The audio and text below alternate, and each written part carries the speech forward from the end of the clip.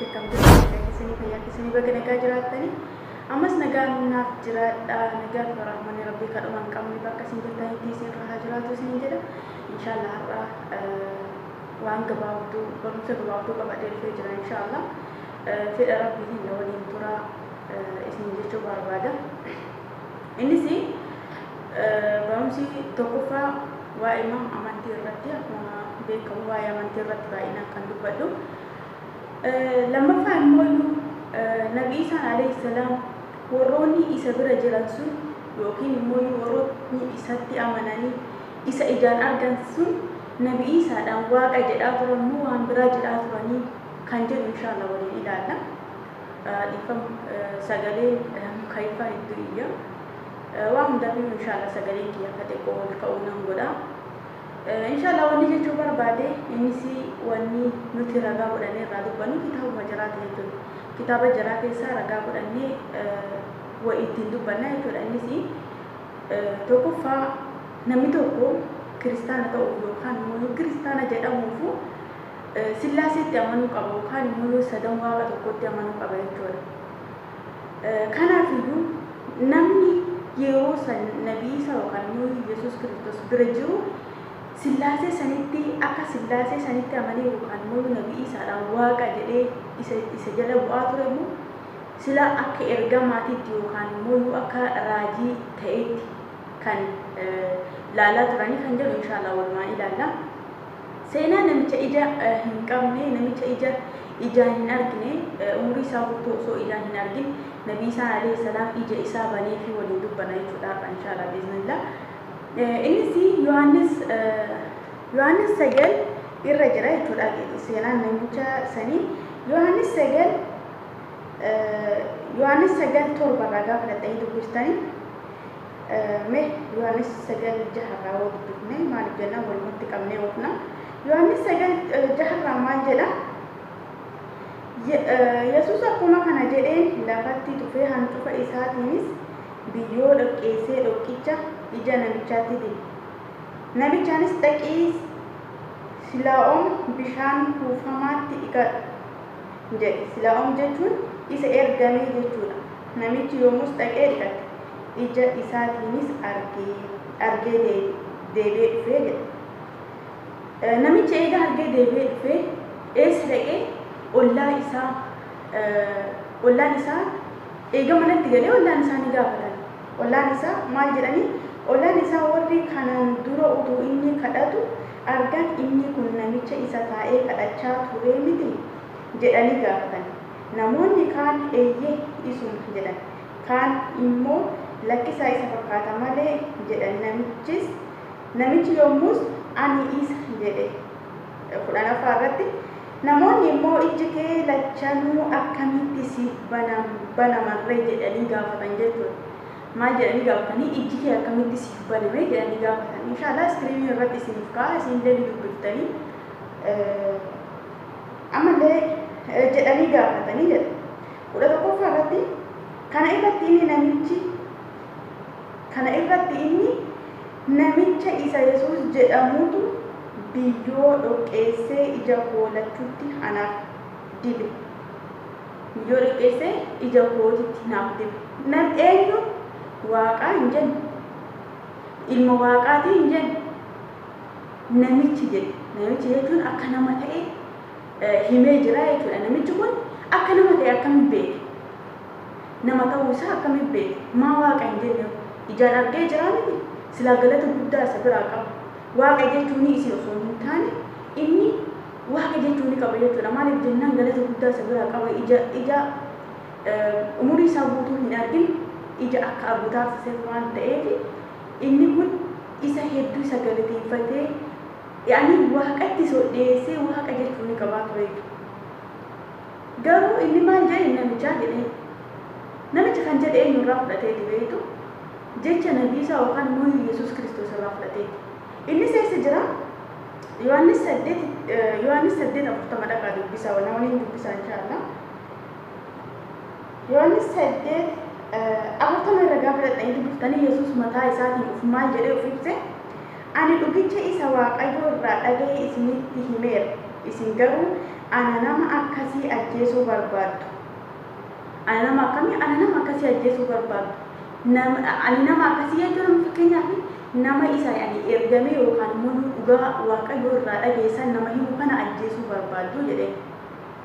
Namicha eenyurraa dhageere nabii Isaa yookaan immoo Yesuus Kiristoos irraa dhagee namicha akka ta'e namicha jedhee of ibsee jira. Ani nama jedhee of ibsee jira waan ta'eef namichi isarraa dhagee jechuudha. Hayya achi booda namichi kun Fariisonni gaafa gaafatan maal jedhee mee akkuma deebi'aati Yohaannis 9:17 irratti mata dureen isaa maal jedha? Fariisonni akka itti namichi jaamaan sun fayya qorachuu isaanii jedha. Mata dureen isaa Fariisotatu qoratee jechuudha. Hayya qorannaan maal jedhee namichi maal jedhanii gaafatanii kana booddee warri Farisootaa namicha isa jaamaa ture sanii waa'ee isa ija keessii banee kana maal jetta jedhanii yommus namichi inni raajiidha jedhee deebisee. Inni maalidha? Inni raajiidha jedhee deebisee. Raajii jechuun akkuma hundi keenya beeknu nabiyyi jechuudha. Hayyee namichi kun akka nabiyyi ta'e akkamitti beeke? Eenyutu sitti hime? Akka nabiyyi ta'e eenyutu sitti hime? Gaafa jennee ilaalle mee ofuma keessanii na'an waliin deemaati. Wangeela Maatewos 13 57 dhaqa dubbisa. Isaan kanaaf isa maman. Yesuus garuu raajiin iddoo biraatti malee biyya isaatti mana ofii isaattis ulfina hin argatu isaaniin jedhe. Raajiin iddoo biraatti malee mana ofiittis biyya ofii keessattis ulfina hin argatu isaaniin jedhe jechuudha. Kana jechuun Nabii Isaa alayhi salaam akka ergamaa ta'e ofii malee ani waaqaa hin jenne. Waaqni biyya isaa keessatti ulfina hin argatu hin jenne. Ilmi waaqayyoo biyya isaa keessatti ulfina hin argatu hin jenne.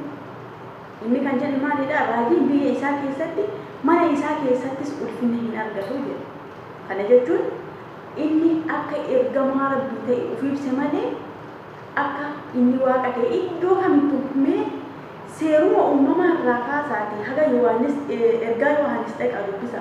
Wanni tokko kan Yesuus afaan isaatiin ofii baase ani waaqadha ani waaqa na waaqessa iddoon jedhu tokko illee hin jiru. Yoo jiraate koomentii jedhan naa barreessa.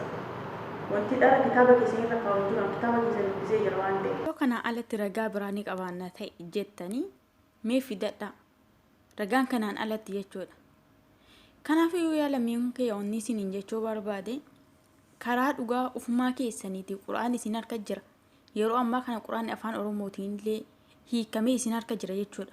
Kan isin kooppii irraa kaaftanii nutti ergu jirtanii afaan Oromootiin barraa'ee jira. Kanaaf iyyuu dubbisaa dhugaan kam jedhaa ofii keessanii qoradhaa. Mee yoo haga yoomii dukkana keessa teessan? Haga yoom? Yaalamiiwwan keenya of bara. Akkuma nuti jannata barbaannu isiniifis barbaanna jechuudha. Kanaaf iyyuu wanni isiniin jechuu barbaade dhugaa baraa dhugaa qabadhaa. Inshaallah ayata Qur'aanaa kana waliin turtii gaarii hiikaa isiniif. قل يا أهل الكتاب تعالوا إلى كلمة سواء بيننا وبينكم ألا نعبد إلا الله ولا نشرك به شيئا ولا يتخذ بعضنا بعضا أربابا من دون الله فإن تولوا فقولوا اشهدوا بأننا مسلمون. سورة العمران جهاتمي أفر جتشود سورة العمران جهاتمي أفر لك أدبسا ما جدا جاور كتابة غرا جتشنو في إسين قدوت والكتا تاتي كوتا إشينيس أكا ربين مالي وان برا هنقبر إساتيس وان برا أكا هنكنديسين ورغارين كينيس غري ربين ألا تقبر ما أكا هنتاسف نيلا يو إسان كان إرا غرا garagalan akka nuti musliimota taane ragaa bahaa jedhaanii jedha jechuudha ayanni kun. Kanaaf iyyuu akkuma Nabi Isaan alayhi salaam dubbate akka waaqni biraa hin jirre akkasumas immoo waaqni tokko qofa akka ta'e kan barsiisaa turedha jechuudha. Sababa kanaaf lammiiwwan keenya kan waaqa tokko qofatti amanu musliimota qofa jechuudha. Kan Nabi Isaa alayhi salaam akka ergamaa ta'e yookaan immoo akka raajii ta'e itti amanu musliimota qofa jechuudha.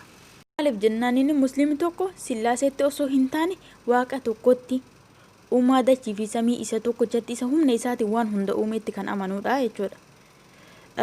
Kana lammiiwwan keenya dhugaa bara Qur'aan isin harka jira akkuma amma duratti isiniin jedhe dubbisaa dhugaan kam jedhaa bara dharri kam jedhaa gargar baasaa baraati.